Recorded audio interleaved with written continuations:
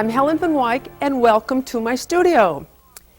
I think we marvel at the reality of a painting. This looks real, doesn't it? It looks as though the books are lying down on the table, and it looks as though you might be able to put your hand behind the flowers. Actually, we marvel at the fact that this is a flat surface, and yet the subject looks as though it is taking up space.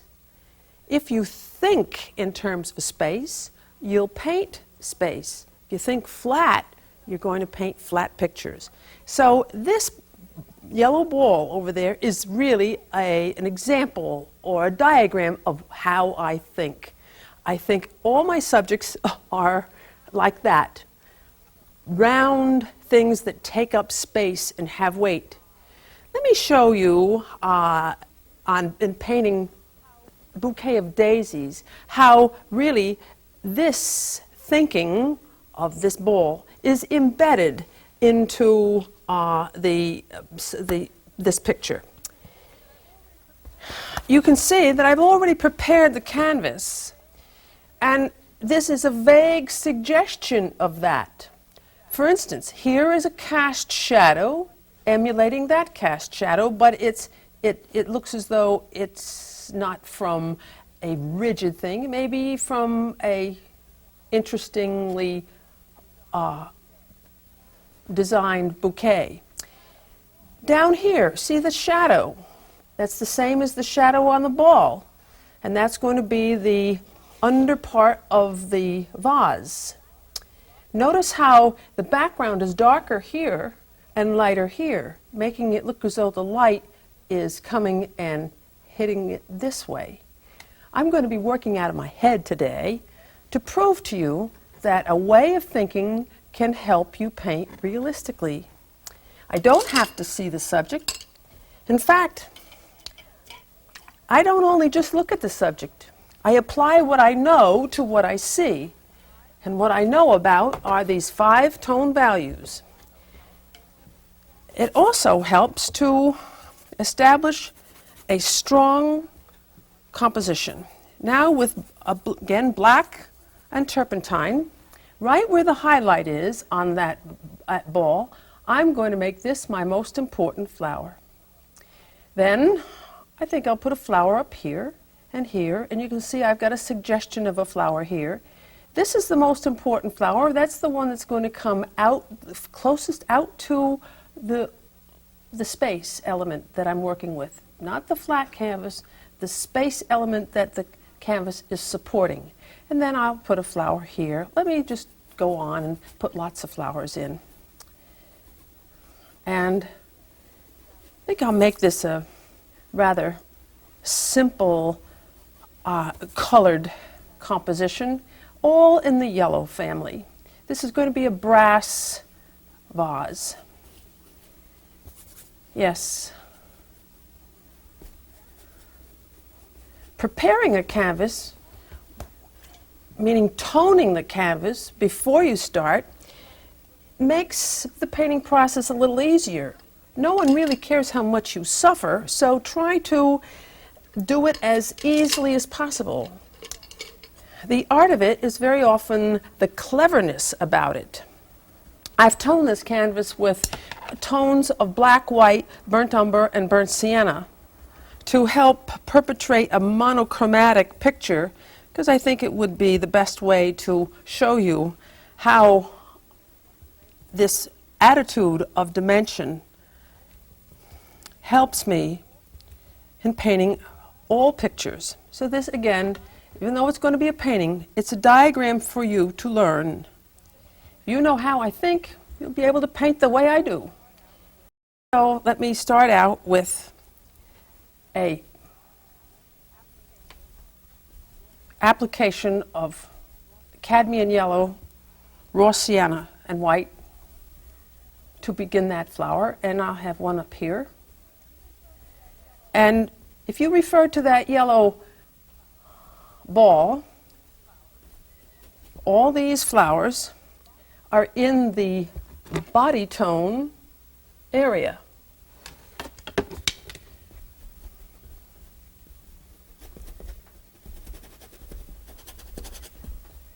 This looks a little bit monotonous. I think I'll move that one out, move this one in.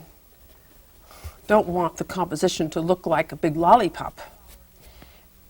This flower is going to jut out in front of the cast shadow. Maybe another one falling down.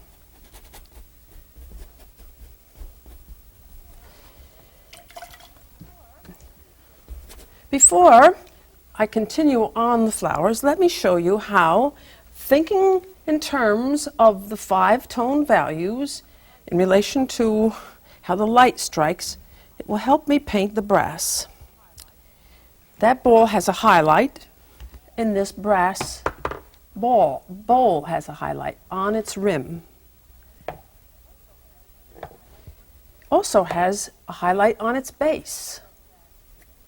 Just as that ball gets darker on its underplane, so will the brass tray or brass bowl.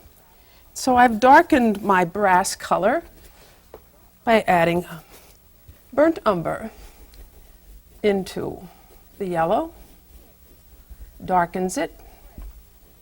But let me spread some of the yellow down into this, just as we see it there.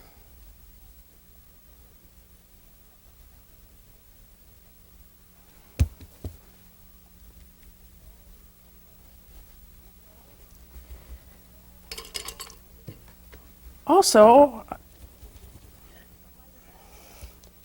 the lighter table, the whole secret of seeing 5-tone values is to have your mind on the fact that you paint what the light does, not what the subject is.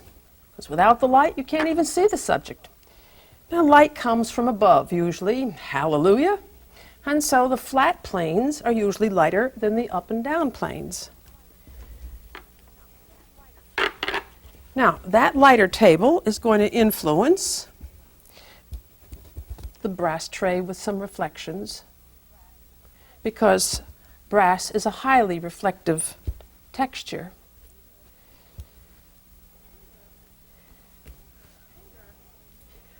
A painter is someone who can memorize shapes. You don't look and paint. You look, analyze, and paint, so that you breathe a sensibility to the canvas.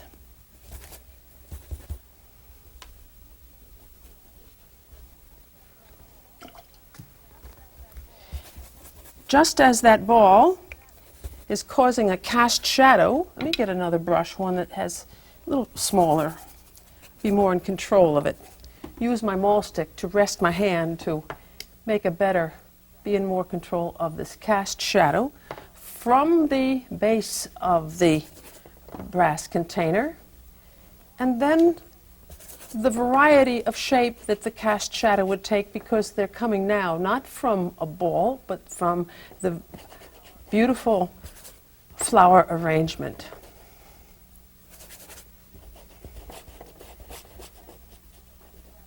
Yes, the cast shadow takes on shapes of what causes them. The main thing you'd have to do is know that the cast shadow has to be there to spirit the picture with dimension, the key to reality.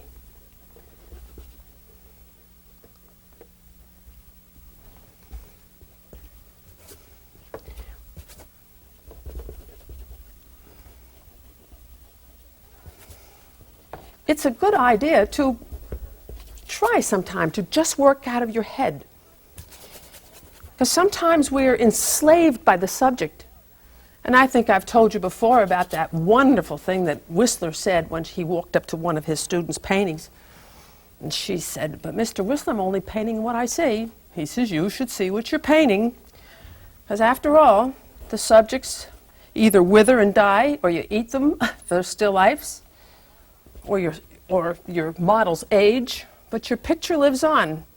So you have to do it the way you think is going to be the best presentation of the subject."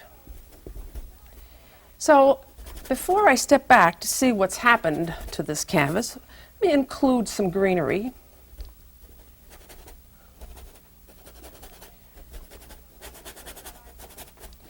So that I have gone to the stage that I call the Mast in stage, where everything looks a little bit poster-like.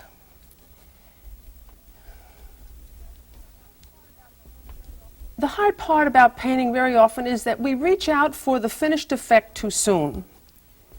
When you see a lovely painting, when you look at a painting such as this, you might be charmed by the lightness on this flower.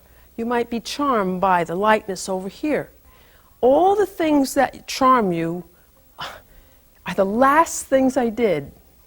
So the charming things are the first things you look at are the last things the painter does. Sounds a little backwards. Save all the goodies for later.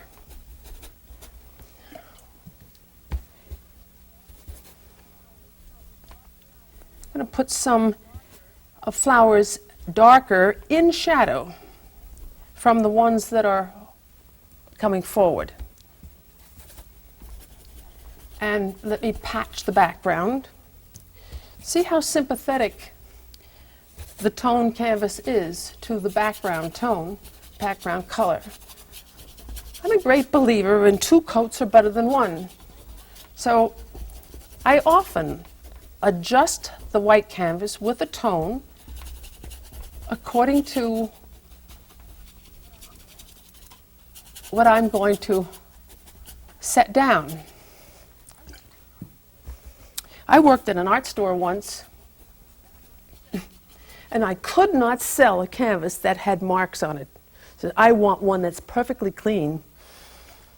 I says, well, really? I don't know why. You're going to mess it up anyway. I didn't keep that job very long.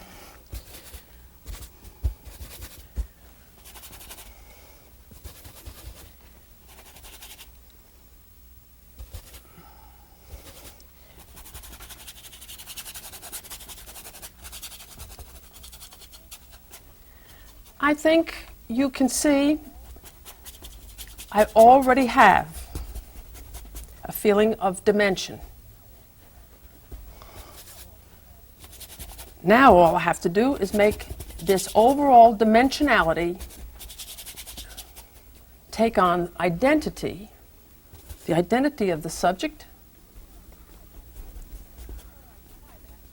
But before I try that, why don't I step back and look at it from a distance? So you can see that I have a vague feeling of reality already because it looks dimensional.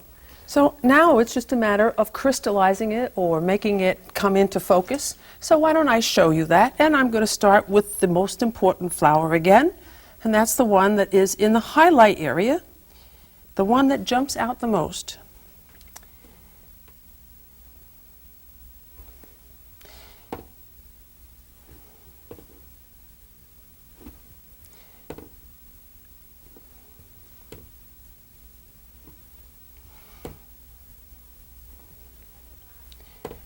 So to a mass tone, I can add some lighter light to make it be more a recognizable thing. Again, always appreciating the wonderful lighting effect. The light can only hit a few of those petals. Can't hit the ones on the shadow side.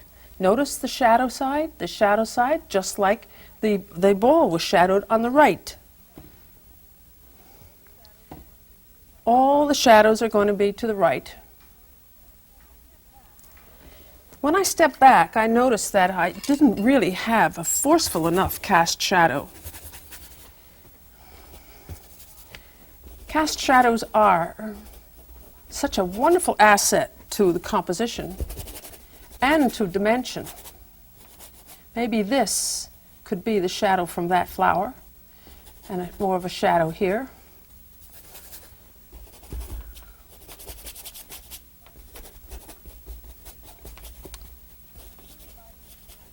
Everybody casts a shadow. That's what gives a body on canvas.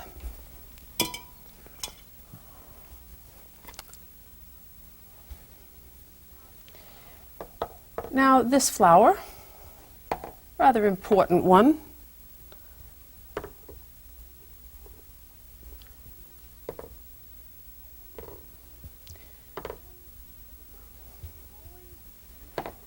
Always in the back of my mind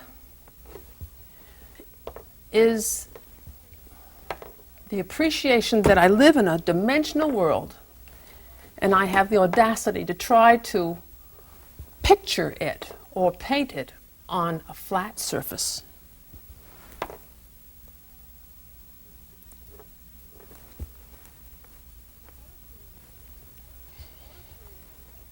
In order to effect that on a canvas, we have to appreciate that there are planes of the objects that catch light and planes that can't. And thus we have contrasts. And the prettier we make the shapes of these contrasts, the more artistic our picture is. So not only do I look for the light and dark, I look for pretty shapes of light and dark.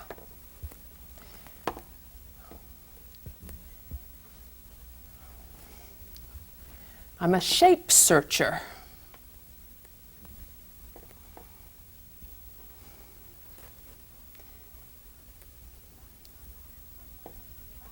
But constantly in the back of my mind is the fact that this is trying to do this. It just happens to be a bowl of marguerites.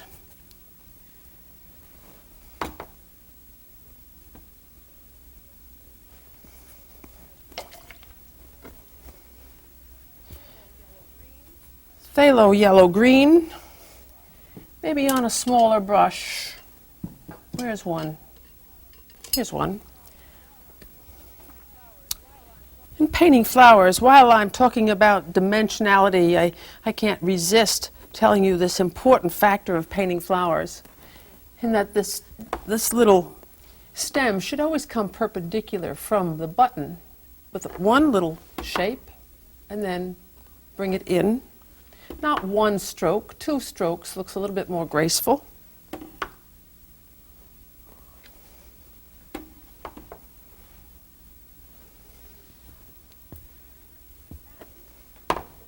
And since this is the part of the bouquet that's toward the light, it is here that I will get some light on the leaves.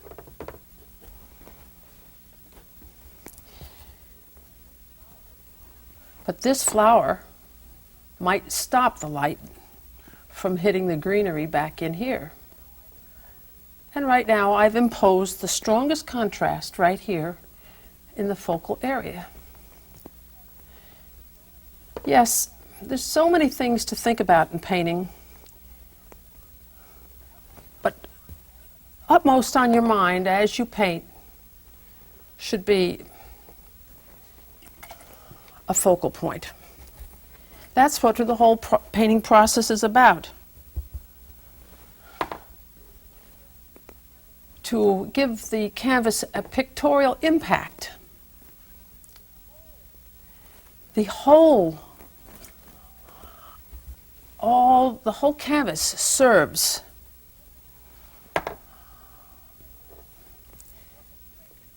It's an orchestration of all the elements.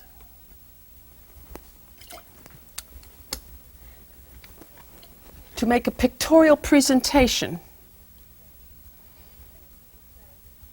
Many people say that I, Helen Van Wyk, paint realistically. It's an illusion. How can you paint something real? You can't make real out of this. You can just make a version of real. So I live in the world of paint. Appreciate how powerful it can be, especially if the paint respects the power of nature. Power of nature is that lighting makes the world for the painter.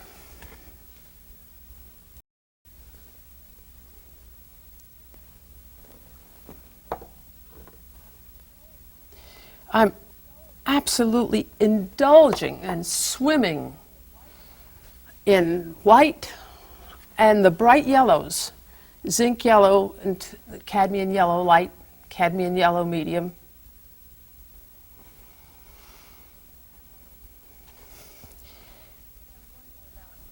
People wonder about color, mixtures of color.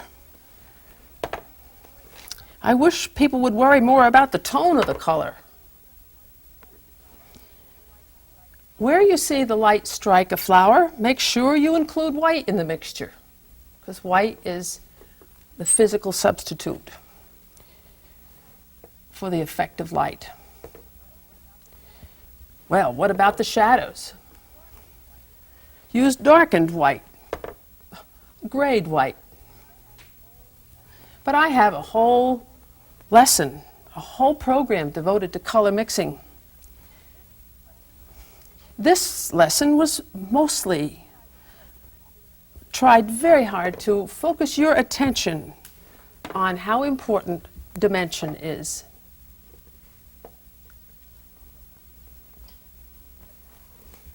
Let me step back again.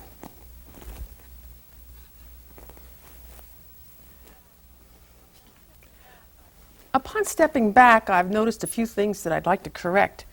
For instance, I think this looks a little contrived. I'd like to maybe put some more leaves out over that edge.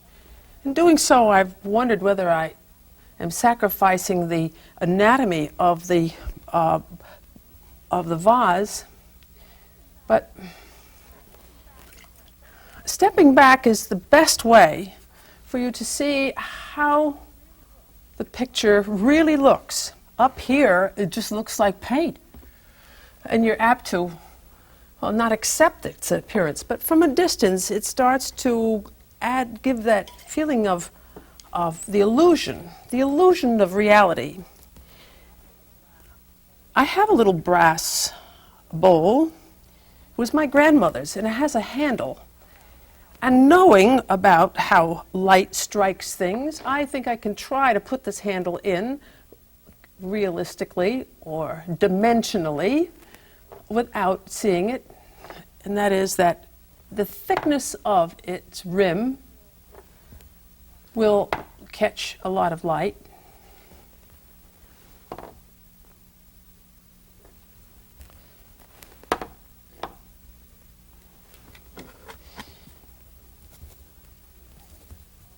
Meaning the thickness of the metal, but then the flat of the handle will be darker because it's on the shadow side.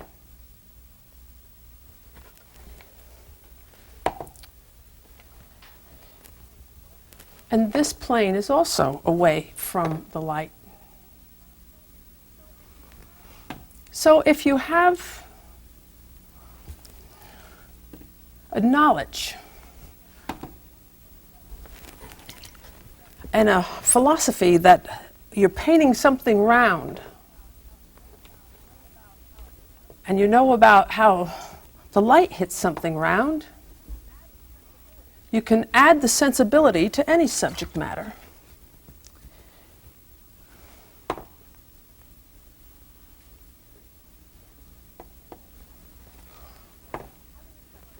Of course, having the subject matter in front of you is a fantastic asset because it inspires you. you see pretty things, say, oh yes, I want to include that.